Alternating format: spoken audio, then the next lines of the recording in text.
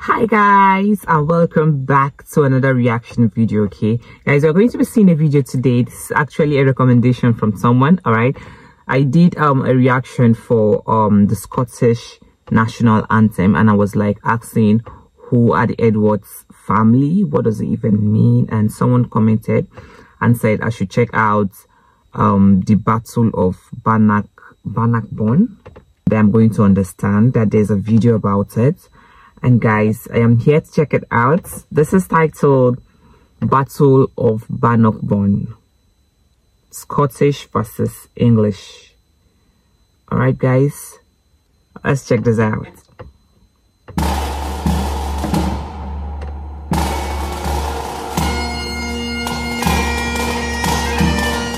In the late 13th to early 14th century, a war would unravel that would echo throughout history for generations to come. The First War of Scottish Independence. The roots of the conflict lay in the English invasion of Scotland, beginning in 1296 when King Edward I of England, known as Longshanks, sought to assert English dominance over Scotland. The Scots, however, resisted fiercely, and after the death of the Scottish King Alexander III in 1286, the country had been plunged into turmoil over succession. Edward's interference in Scottish affairs and his imposition of English rule led to a long and brutal struggle for Scottish independence.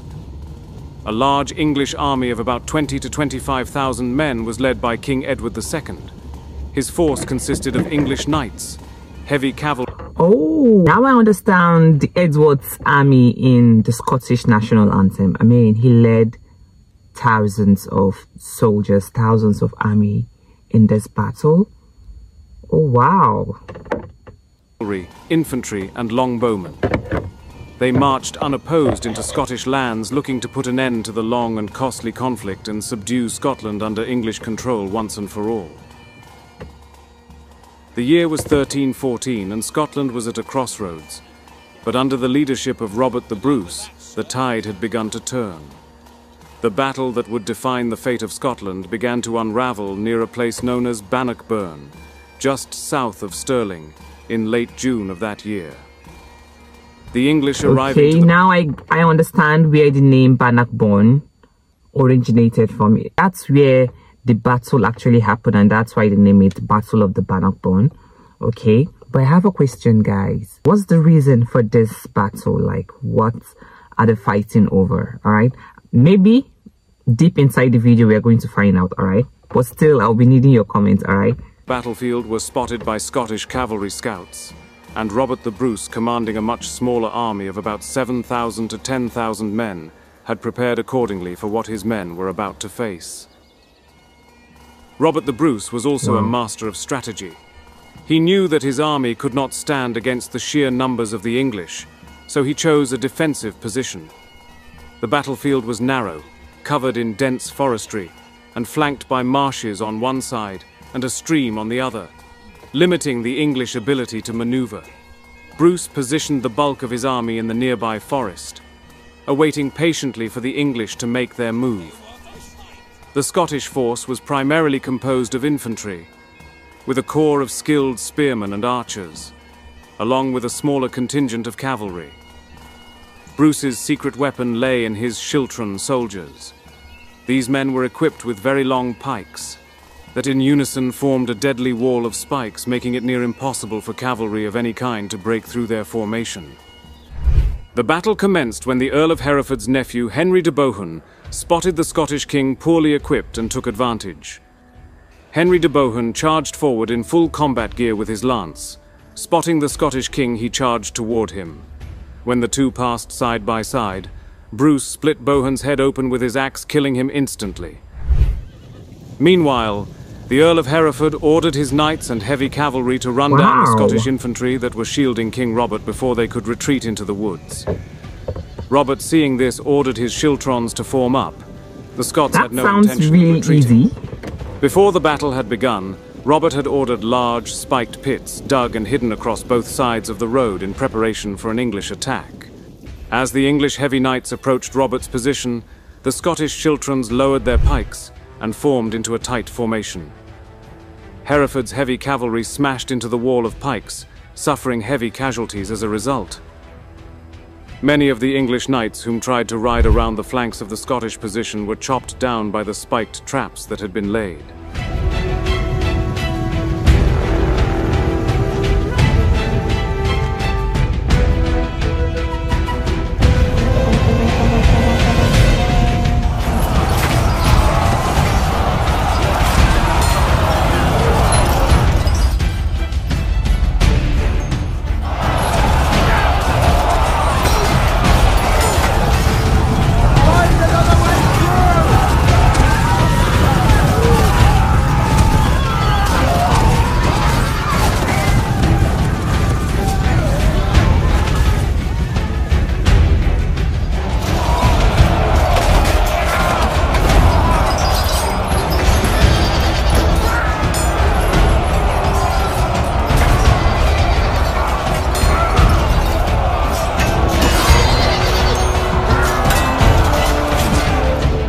English.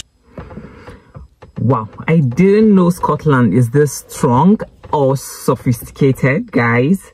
And that brings me to the question, like, how would this world would have been if there was no invasion back then, there was no war? Like, what it's going to look like, how our mental health would have been so intact, guys.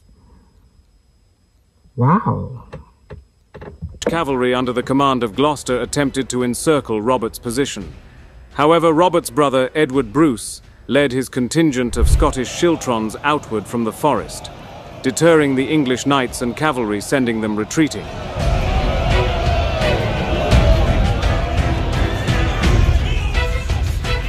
The fighting for the day was far from over. As Robert and his brother held off the English advance from the south, another English force had entered the battlefield from the northeast position.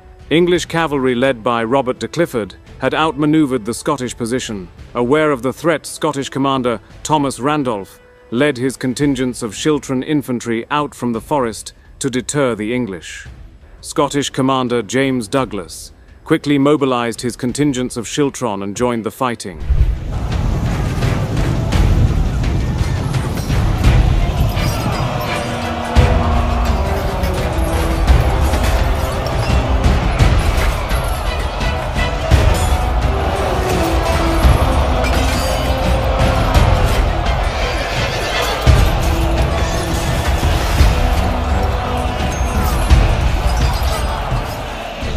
Clifford's cavalry encircled their position, charging continuously at the ranks of Scottish pikes.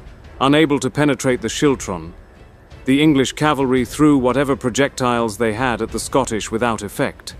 The English were pushed back and forced to retreat. The fighting for the day came to a close. During the night, the English forces crossed the stream known as the Bannockburn, establishing their position on the plain beyond it. A Scottish knight, Alexander Seton, who was fighting in the service of Edward II of England, deserted the English camp and told Bruce that English morale was low and encouraged him to attack. The English, who were ever confident just a day prior, due to their larger army and superior cavalry, were now given a bit of a reality check. They realized the Scottish were not going to be defeated so easily. In the morning, Robert ordered the Scots to advance. King Edward was surprised to see the Scottish pikemen emerge from the cover of the woods onto the open terrain and advance towards his position. Wow.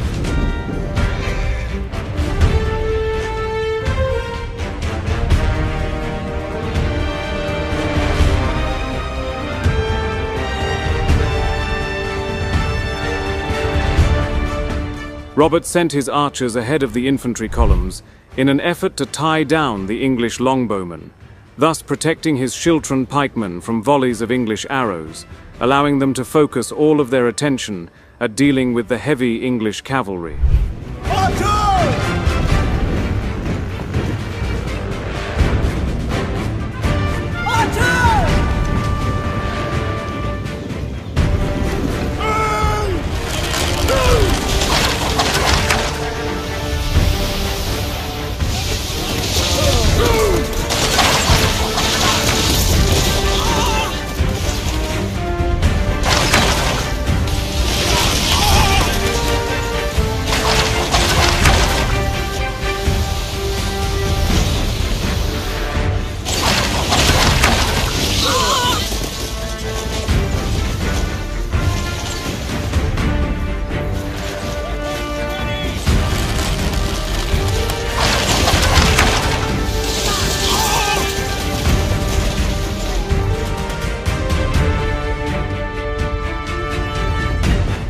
The Earl of Gloucester had argued with fellow English commanders about whom should lead the vanguard attack on the Scots. After arguing in vain, he then took it upon himself, charging head-on to meet the enemy. The English heavy cavalry and knights rode across the battlefield. A heavy stampede of hooves rang across the field. As they edged closer, the Scottish schiltron lowered their pikes and braced for impact. The English cavalry smashed into the wall of Scottish pikes, causing immense casualties, including the Earl of Gloucester himself.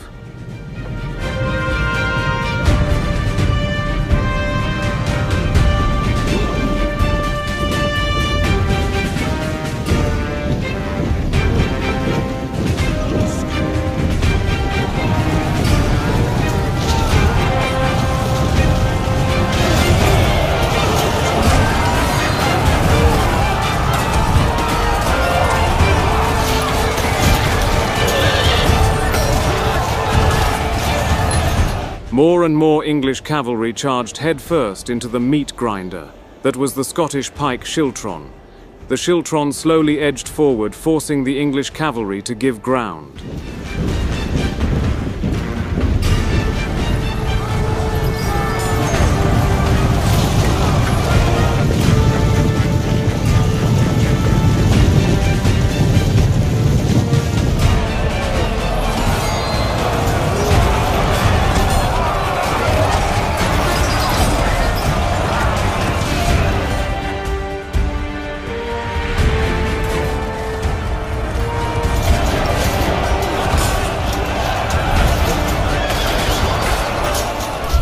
Robert's men kept pushing forward, not giving an inch of ground.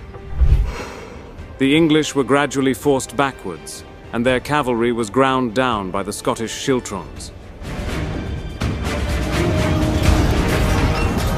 Many of the English riders had been dismounted, with many others struck down. It was beginning to turn into a massacre for the English. The English longbowmen attempted to support the advance of the knights, but were ordered to stop shooting to avoid additional friendly fire. The English then attempted to deploy their longbowmen to flank the advancing Scots. However, Guys, I am a bit confused here, okay? I am from Nigeria, alright? And I used to think, or I thought Scotland is part of England. So why the fight, why the invasion of fights for independence? So like, I really want to understand the whole thing, okay? Please let me know in the comment section. I'm so sorry. I am from Nigeria, right? So I want to know more. 500 Scottish cavalry were dispersed under the command of Marshal Sir Robert Keith. The Scottish cavalry swiftly cut down the English archers, sending them fleeing from the battle.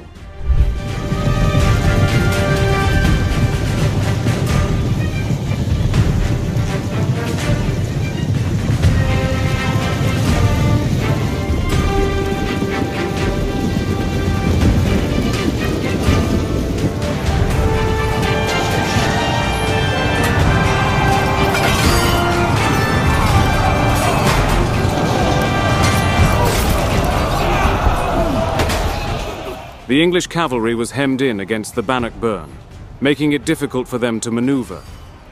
Unable to hold their formations, they broke rank. It soon became clear to Aymer de Valence and Gilles d'Argentan that the English had lost the battle, and Edward II needed at all costs to be led to safety. Seizing the reins of the king's horse, they dragged him away, closely followed by 500 knights of the royal bodyguard. In the chaos, the English king's command structure collapsed. Edward II's forces were thrown into disarray, and the Scots seized the opportunity to launch a full-scale counterattack. Many English knights and soldiers fled the battlefield, and the rout began in earnest. The Scots pursued, driving the English forces away from the field. The English had suffered heavy losses, with most coming from their retreat, in which many of their infantry, who failed to participate in the battle, drowned in the nearby rivers and swampland upon retreating. The Scottish, on the other hand, had suffered but a few hundred losses, entirely infantry. The Battle of Bannockburn was a decisive victory for Robert the Bruce and his forces. Though Edward II's army had been larger and better equipped, The Scots' superior knowledge of the terrain, disciplined tactics, and fighting spirit led them to a stunning victory. The defeat shattered the morale of the English and left Scotland firmly in the hands of Robert the Bruce and a new independent Scotland. Okay guys, since this is a battle of independence, is it like, are you people trying to tell me that Scotland is no longer part of England? I don't know. Please let me know in the comment section because I am really confused. Thank you for recommending this. Okay, this actually has broadened my understanding about the Scottish national item that I reacted to earlier on. All right, thank you for watching this. If you have any suggestions or recommendations, always drop in the comment section. Okay, thank you guys for watching and see you guys on my next one. Bye.